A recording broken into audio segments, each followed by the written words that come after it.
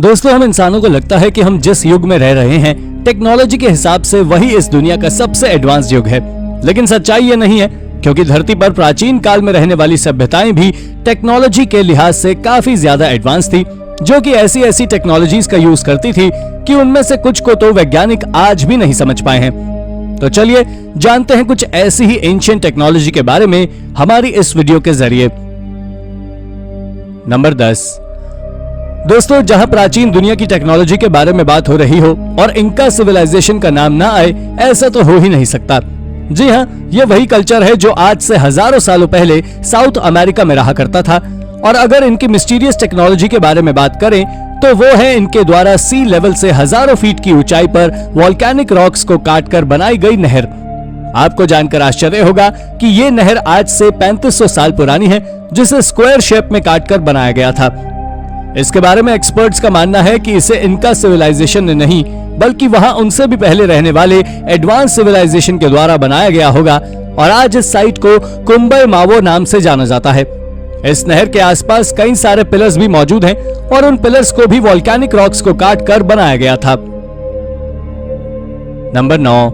Ancient technology के द्वारा बनाया गया बाकू का मेडिन टावर भी किसी करिश्मे से कम नहीं है, क्योंकि ये 12वीं शताब्दी में अजरबैजान में बनाया गया एक मॉन्यूमेंट है, जिसकी कुल ऊंचाई 97 फीट है, जिसे साल 2001 में यूनेस्को के द्वारा हिस्टोरिक मॉन्यूमेंट्स में भी शामिल कर लिया गया है।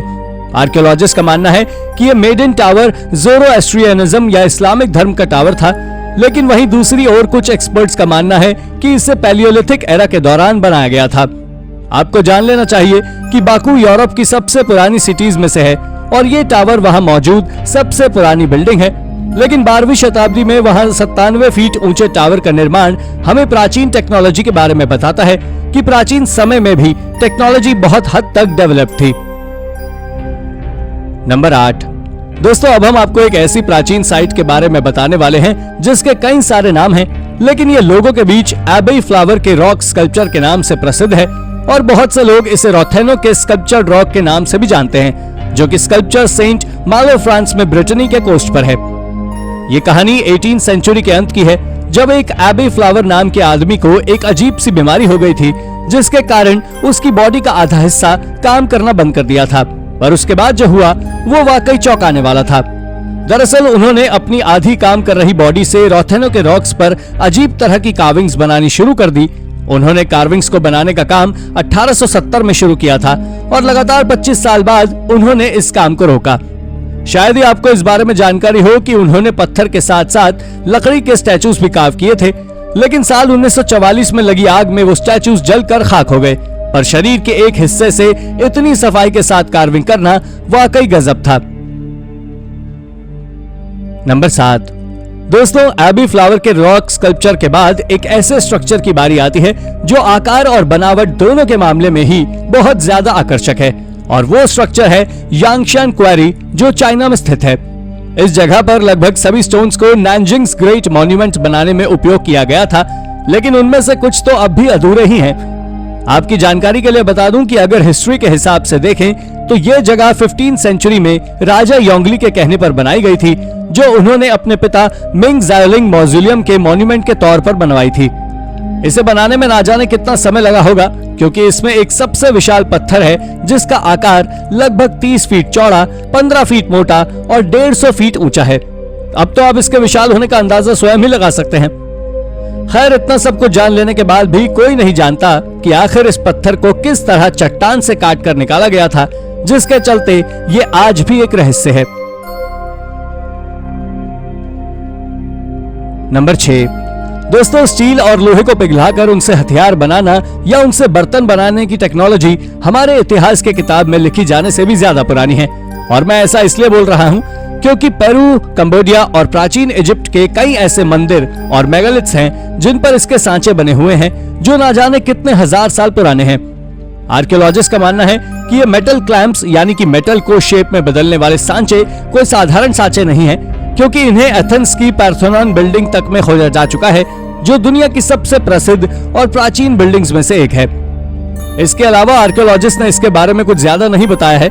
दरअसल ऐसा इसलिए भी कि साइंटिस्ट के पास स्वयं इस बात को साबित करने का कोई तरीका नहीं है कि ये मेटल क्लैंप्स हैं, जिस कारण से आज तक ये एक रहस्य बना हुआ है।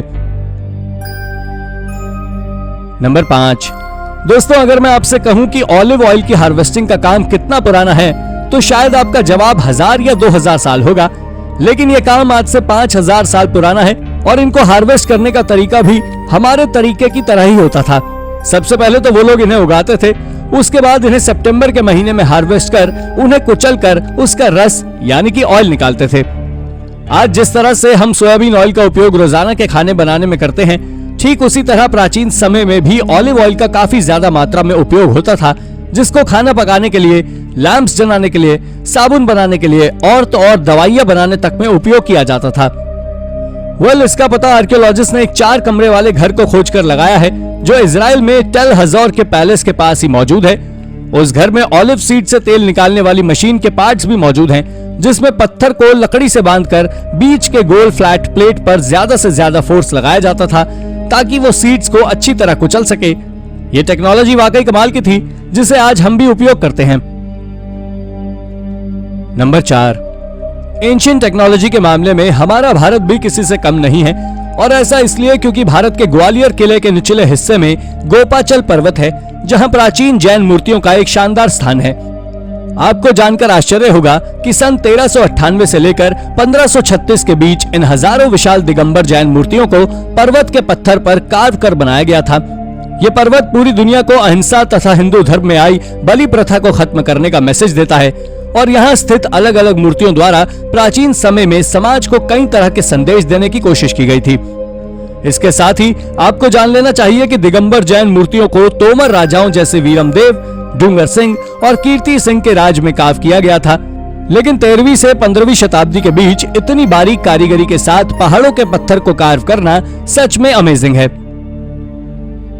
नंबर 3। दोस्तों, एब्शलोन टूम्ब भी दुनिया भर में मौजूद ऐसी जगहों में से एक है जिसको बनाने की टेक्नोलॉजी सच में हैरान कर देने वाली है।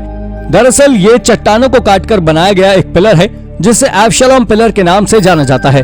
आपको बता दें कि ये यरूशलेम में किड्रोन वैली पर स्थित है, और इसके बारे में किसी को कुछ खास जानकारी तो नहीं है, लेकिन आप जानकर चौंक जाएंगे कि ये किंग डेविड के दुश्मन पुत्र का मकबरा है, जिसके बारे में साइंटिस्ट पिछले कई दशकों से रिसर्च करते आ रहे हैं। तब जाकर कहीं वो साल 2020 में इस बात का पता लगा पाए हैं कि इस टूम्ब को 1st सेंचुरी में बनाया गया था। आपकी जानकारी के लिए बता दूं कि ये पिलर करीब 20 मीटर ऊंचा यानी 66 फीट ऊंचा है, और 1st सेंचुरी में 20 मीटर ऊंचे किसी स्ट्रक्चर को बना पाना किसी करिश्मे से कम नहीं है। नंबर 2। वैसे तो मैं आपको इस वीडियो में पहले ही फ्रांस के एबे टावर के रॉक स्कल्पचर के बारे में बता चुका हूं, लेकिन फ्रांस में एक और ऐसी चीज मौजूद है जो ग्रेट एंशिएंट टेक्नोलॉजी का अच्छा खासा उदाहरण है, और वो है वहां मौजूद अंडरग्राउंड चर्च, जिसे इतने ज्यादा सुंदर तरीके से कार्व किया गया था कि इसे देखने के बाद आपकी आंखें चमक उठेंगी।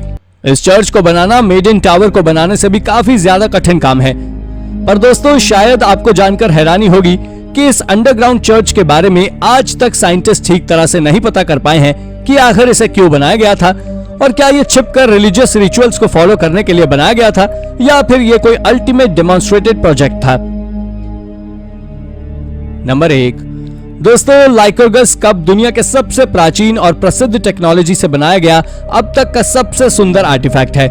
दरअसल इस कप को कुछ इस तरीके से बनाया गया है कि इसे अलग अलग डायरेक्शन से देखने पर ये अलग अलग रंग का दिखाई देता है। जब साइंटिस्ट ने इस पर रिसर्च की तो पता लगा कि इसे बनाने में डाइक्राइट ग्लास का उपयोग किया गया था, जो एक तरह का ग्लास होता है, और ये ग्लास अलग अलग एंगल से देखने पर अलग अलग तरह की लाइट्स को रिफ्लेक्ट करता है। लेकिन अब सवाल आता है कि आखिर ये कप कितना पुराना है। तो आप में से ज्यादातर लोगों का जवाब 500 से 600 साल होगा, पर अब जो मैं आपको बताने वाला हूँ उसे सुनने के बाद आप शॉक हो जाएंगे कि ये कप 500 या 600 साल पुराना नहीं, बल्कि 1600 साल से भी ज्यादा पुराना है। ये बात वाकई शॉकिंग है कि आखिर 1600 साल पहले कैसे कोई रिफ्लेक्शन के लॉ को फॉलो कर इस तरह का कप डिजाइन कर सकता है। तो दोस्तों, ये थी हमारी एक और रोचक वीडियो। अगर आपको वीडियो पसंद आई हो तो वीडियो को लाइक करें, और हाँ, जाते जाते चैनल को सब्सक्राइब भी जरूर कर दीजिएगा। धन्यवाद।